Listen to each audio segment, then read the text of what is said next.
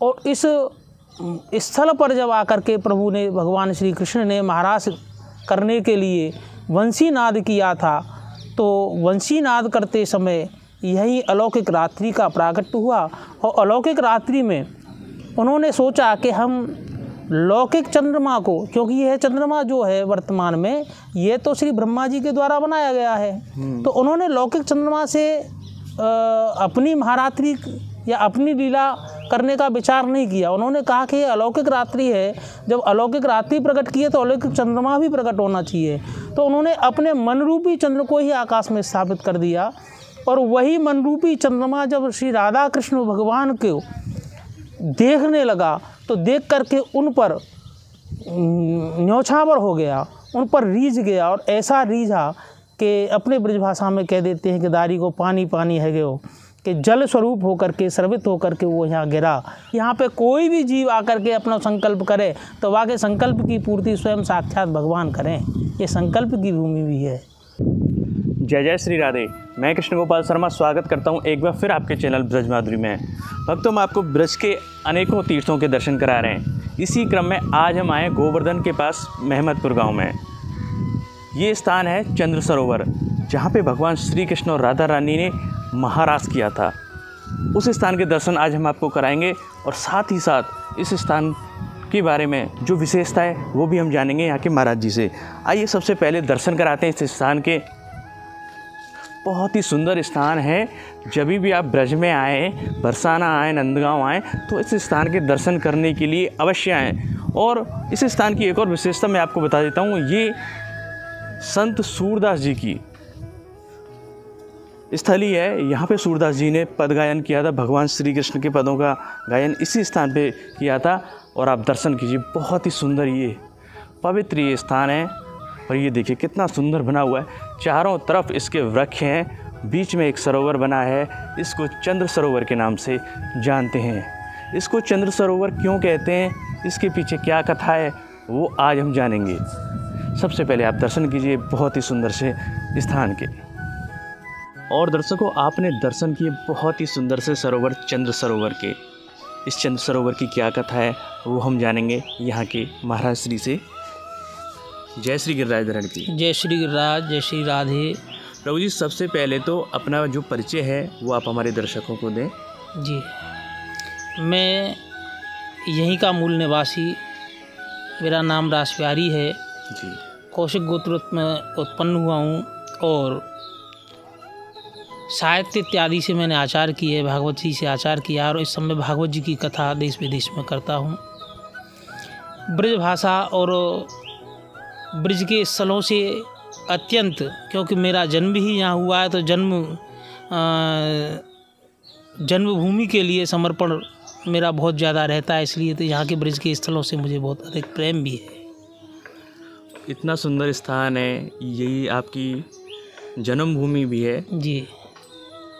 क्या जो प्राचीन जो कथा है, पौराणिक कथा है, वो आप हमें इसकी दीजिए। इसके लिए ऐसा बताते हैं, श्री राधा कृष्ण भगवान का यह विहार स्थल है जी। और पुराणों में कहा गया है कि परोस परोस भवा प्रीति राधा कृष्ण विहार ने। श्री राधा कृष्ण भगवान जब यहाँ नित्य विहार करते समय एक दूसरे की ओर आकर्षित होते हैं, एक दूसरे की ओर उनका प्रेम प्रकट होता है और बढ़ता है, उनकी प्रीति बढ़ती है। तो इसलिए इस वन का नाम परस्पर वन रखा गया है। परस्पर वन के अंतर्गत यहाँ पहले श्री यमुना जी का भी प्रभाव होता था, जो श्याम ढाक से पूछरी होकर के आती थी और यमुना माता की तरफ जाती थी। तो यमुना जी के और श्री गिरिराज जी के मध्य में जो स्थल था, वही प्रभु ने महाराज के लिए चुना। और इस स्थल पर जब आकर के प्रभु ने, भगवान श्री कृष्ण ने महाराज करने के लिए वंशी नाद किया था, तो वंशी नाद करते समय यही अलौकिक रात्रि का प्राकट्य हुआ।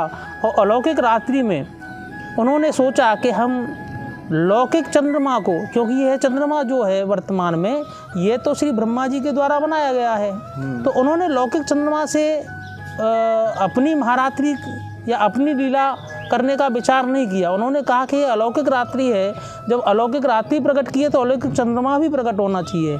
तो उन्होंने अपने मन रूपी चंद्र को ही आकाश में स्थापित कर दिया, और वही मन रूपी चंद्रमा जब श्री राधा कृष्ण भगवान को देखने लगा तो देख करके उन पर न्यौछावर हो गया, उन पर रीझ गया, और ऐसा रीझा कि अपने ब्रजभाषा में कह देते हैं कि दारी को पानी पानी है गयो, कि जल स्वरूप होकर के सर्वित होकर के वो यहाँ गिरा। तो यही चंद्र सरोवर के रूप में प्रकट हुआ जी। श्री महाप्रभु वल्लभाचार्य जी ने इस स्थल को सारस्वत कल्प की महाराज स्थली माना है, और श्री श्रीनाथ जी ने भी आकर के यहाँ महाराज किया है। अच्छा। तो राधा कृष्ण भगवान ने जब यहाँ महाराज किया था वो सारस्वत कल्प की लीला बताते हैं, मगर बाद में श्री महाप्रभु वल्लभाचार्य जी के समय पे जब श्रीजी बाबा का प्राकट्य हुआ था और श्रीनाथ जी का यहाँ आनौर में जब प्राकट हुआ था, तो श्रीनाथ जी ने श्याम नाम के कुम्हार से को साथ लेकर के और कृष्णदास जो अधिकारी जी थे उनको आज्ञा करी कि आप चंद्र सरोवर पहुँचो, आज हम वहाँ पर महाराज करेंगे। तो यहाँ श्याम नाम का कुम्हार जो ज्योतिपुरा रहता था उसने यहाँ पखावज बजाई है, और श्री कृष्णदास अधिकारी जी ने यहाँ गाया, चंद गोविंद गोपी तारा बने रास में बनवारी। तो यहाँ इस तरह से श्री श्रीजी बाबा ने भी कोटान कोट गोपियों के यूथों के साथ में यहाँ महाराज किया है। अच्छा। तो प्राचीन जो कथा है वो यही है कि भगवान श्री कृष्ण ने यहाँ पे महाराज स्थली है। उसी समय अष्टछाप की स्थापना श्री गोसाई जी के द्वारा की गई।